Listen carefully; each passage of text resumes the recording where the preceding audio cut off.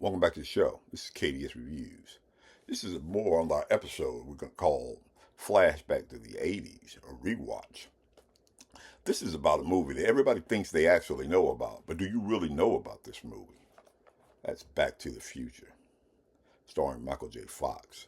This movie is a lot different than what you think it is right here. Now, this is a box set that I have that has all three movies. This is one of the few movies that is a series. There's not a bad movie in it at all. You got a little booklet here that comes with it. Oh, let's get this right. Little scenes here. This movie is really came from one of the writers that wrote this movie. He always wondered what it would be like to go back in time and talk to his dad. What would he have said to him? What he would have done with it?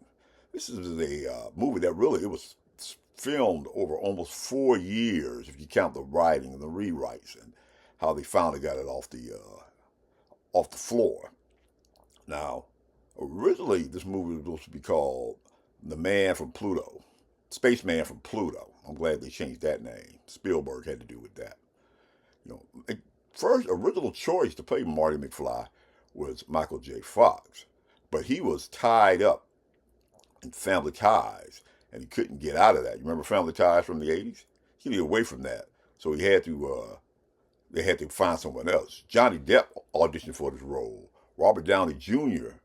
Auditioned for this role. Wow, that would have made the movie completely different. Now, the time machine that you see in Back to the Future, that was the DeLorean. That wasn't the original choice. It was going to be a refrigerator that was fueled by Coca-Cola. That's crazy, I know. But Spielberg asked that because he was afraid that kids would start locking themselves up in a refrigerator. So he said no on that. Now, here's one right here that I thought really everyone knew. This is the reason why this episode is filmed. That Eric Stoltz was the original Marty McFly. He filmed 6 weeks of this movie. And somewhere near post-production, the director, Robert Zemeckis, said, this isn't working. For one thing, he was doing method acting, where he would never get out of role. He would only answer to Marty McFly, not Eric Stoltz. They filmed almost the entire film with Eric Stoltz in it. I thought a lot of people knew that legend, but I found out just asking around, they didn't. You don't believe me? There he is with Doc. There's the same scene. Marty McFly, Eric Stoltz, and then Michael J. Fox. Scene for scene. And I've seen other parts of it too. Scene for scene, the exact same movie. They didn't change anything in the movie at all. Now, Stoltz couldn't understand why he was even picked for this movie. He was playing the role too seriously. Now, the firing of Eric Stoltz cost the movie company $3 to $4 million to redo the scenes with Michael J. Fox. What he would do was he would do Family Ties in the morning, okay? Then leave there straight from there to do Back to the Future at night. Because have you ever noticed that most of Back to the Future takes place during the evening?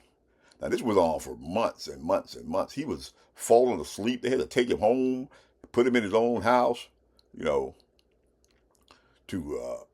he couldn't get any rest. They weren't really expecting this movie to make a lot, but that movie made a ton of money.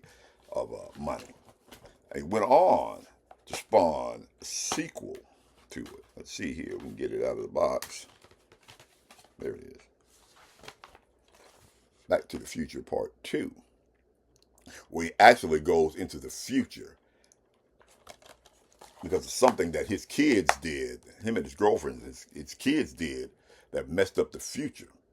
He even predicted that the Chicago Cubs would win the World Series. And ironically, the year that they picked, a year later, the Chicago Cubs actually did win the World Series.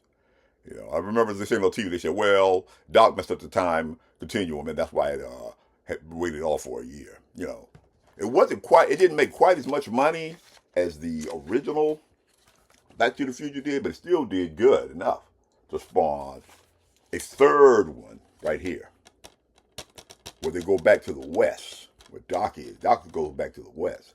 And to me, this one right here, this one, the third one, is just as good as the first one. I mean, it's really good. I remember when Marty first shows up, one of the cowboys asked him, he said, "What is your name?" And he says, "Clint Eastwood." And they said, "What kind of name is that?" I mean, they have this awesome, have to get the car back up to 99 gigawatts, so they have to put it behind this train.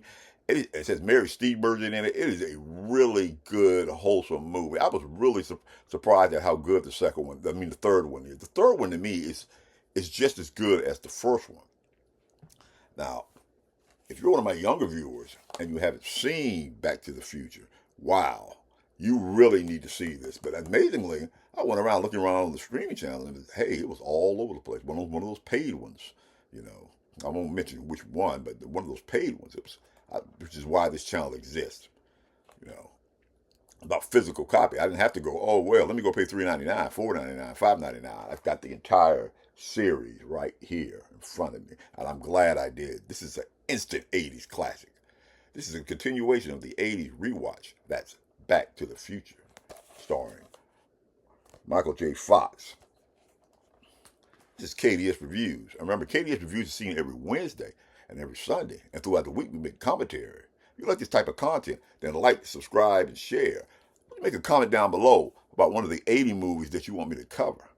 This is KDS Reviews, and I will see you in the next video.